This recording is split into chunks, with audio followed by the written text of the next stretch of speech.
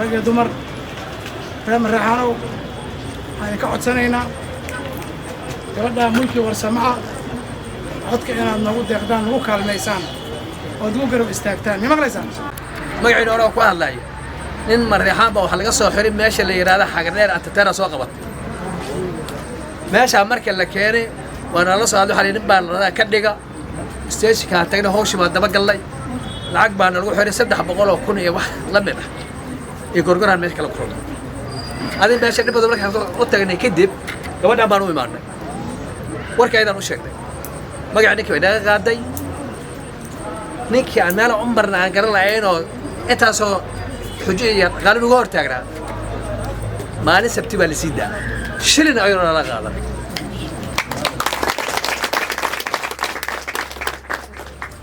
annagoona xil siinin annagoona cod siinin annagoo wax naga arag bay horta intaa noogu hiilisay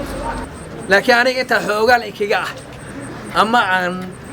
kugu yeernay ama horjoogayaal ay kugu ahayn waa intaas reer aabbe marreexaan oo anoo ka mid ah magaciina ku bedelay galabta waa idin soo gaarsii codkiina waa leedihiin qof wala xuu qabo ka hadli karaa tikirkiina dhiibta rag iyo dumar hadla cawda galabta ay hadal reer guriga ay fadhiya waxaan ku tashanay hadana ku tashanayna gabadhaas hore u qaad hadana qaad gabadha mulki la yiraahdo anagu wax sheegto waa madreeb iyo kii kale ku soo Maxamed Isyaraa kii yara MCA wax noo yimaado ilaa amni wama reebna waa tii noogu koowaad oo noogu horeysay MCA na maba hayno bataata meel ku yimaadaba gabadhaas waa dumaashadana gabadha walaalnimada ka suko wadana waa dumaashadana xaaska naga la dhalatay ma yarad baa nagulana hada wala yaradki baa wadnaa yarad baa nagulana yaradki baa wadnaa dadkii baan wadnaa garabta yaradkii mulki waa qaadnay ilaahayna waxaan u weydiinaynaa in hadduu khayr u yahay inuu ilaahay u sakhiro hadduu shar u yahayna ilaahay wax ka wanaagsan ilaahay u siiyo gabadhaas waa qaadnay talow nala qaada waxaad rabteen gobashaan aad u dhigateen waa qoro intaan haddaad ilaahay adduunka rogan hal mar lama una dhimanayo intanada inaan qaarkood gaarin waa laga yaabaa inaan wada gaarnana waa laga yaabaa hadduu ilaahay ka raali noqdo kurii waad helaysaan insha allah hadduu ilaahay ka raali noqdo kuma xisaabtamin had horena kuma xisaabteen haddana kuma xisaabtamayna qofaan ayada ahayn in iskuraha u dhaco hadalkayga qaad marreexaan haddaan nahay anoo ku hadlahaya afka beesha marreexaan anoo ku hadlahaya qofaan ayada ahayn kuuraha inaas u dhaca annaga kumaanan tashanin mulki qofaan ahayn inaas kuuraha u dhaca kumaanan tashanin hadduu ilaahay ka raali noqdona waa u ridaynaa qaadnay insha Allah taala codkayna la garab taaganahay marreexaanka magaalada jooga intaas oo kuma waa badan yihiin kuurahoodana waan bixinaa kuurna waan qabnay mulki maanta juuhan leh juu bari soo gal maanta soo mulki juu marka walaalayaal waan xasanaynaa maanta mulki waan qaadnay annaga waxa qaadana kuma qasaaraysin xaqiiqadaas ay inay horta ama haddaan qaadno kuma qasaaraysin mulki awshaad raadinaysa khayr Allah haday ku tahay Allah ku saqiro ilaahay ku saqiro wixii ilaahay ku qoray baana qaadaysaa inta kadib